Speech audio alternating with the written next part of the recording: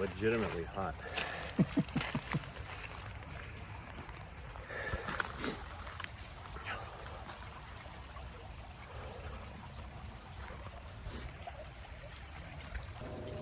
So my mom sent me a video the other day of a deer hanging out by her house, and then shortly after sent me another video of a drone flying over her house.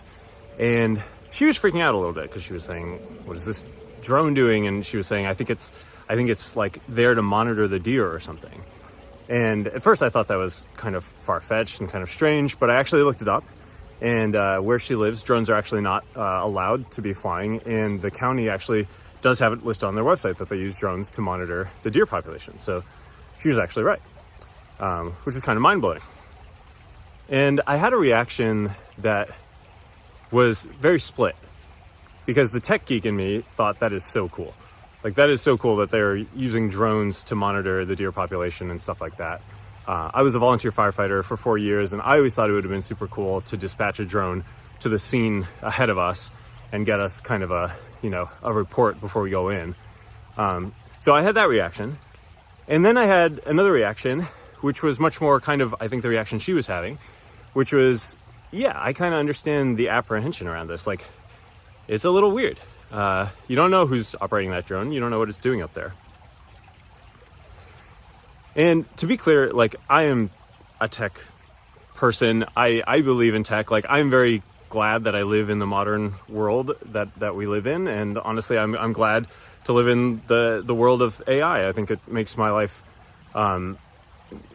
both easier, and I think it's just made it so much, it's given me so many more options for things that I can do and learn. And it's just been such a useful tool. So I don't at all want to make this video come across as some kind of technophobic or something like that vibe, but I get where she's coming from. As someone who probably watches way too much news, and as a former co-founder of a news app that probably comes with the territory, it can be kind of hard to get excited about tech in this modern world that we're living in a world where the government is spending, tens of billions of dollars on, law enforcement that is building these mega warehouse detention centers across the country, and billions more on connecting police camera systems and making this mass surveillance network like companies like Palantir and Flock are doing. I look at a drone like that, and I do think it's super cool, but I can't help but wonder, is that drone one executive order away from pointing its camera away from the deer and pointing it at me? And I don't like to think like that. I really don't. And I think it's really sad. But I think my mom is right. She's right to be freaked out. And I probably wouldn't have said that 5 years ago, but I think she is.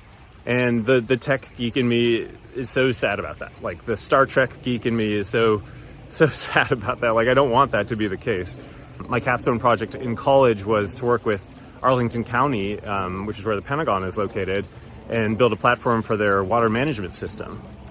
And they used it for years. And so, I think it's really cool. I think generally people in the government are actually are good-hearted people, and I want our government to use cutting-edge technology, and be effective and be efficient in what it's doing. But I can't fault her for feeling the way that she does. Now, let's take a breath, and let's actually watch some cat videos. Can I get your phone? Cool. So I'm gonna watch them with you. So let's go. Aww. That's Harry. That's my cat. Living his best life. A little mechanical fish there. And here is my friend's cat. Getting the top shelf treatment. All right, cool. Thanks.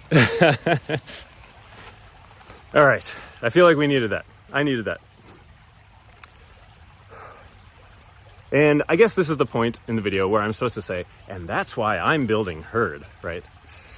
But it kind of is, right? And I mean, I don't know that Herd will, work, and I don't know that it'll have the impact that I want it to have, but it's based on projects that have been successful.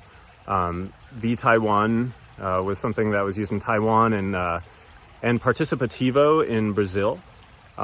These platforms got millions of people to voice their opinions on what they wanted their governments to do, and the government listened. So it is possible. We have the numbers, and we just need to use them. And I think it's not just a matter of like national politics, right? It can be your town, it can be your neighborhood, the block that you live on, it can be the park outside of your house. I think voicing your opinion on what you want to happen in the world around you at any scale, when it works, when you're listened to, is actually kind of addictive. And that's what we're going for. And so with that, I know this was a little heavier of a video than maybe the other ones that I posted. If you haven't been out in a little while, as the youth say, go touch some grass. Like, as someone who is literally standing in nature for the first time in weeks, can confirm, this is pretty good. It's pretty chill. Just hanging out here with my friend, shooting a little YouTube video. So it's warmed up, the snow's melted. So go outside, go find some space, go find some trees, maybe some running water. Just go out there and get some fresh air. Now, go. Go. All right, I'll see you later.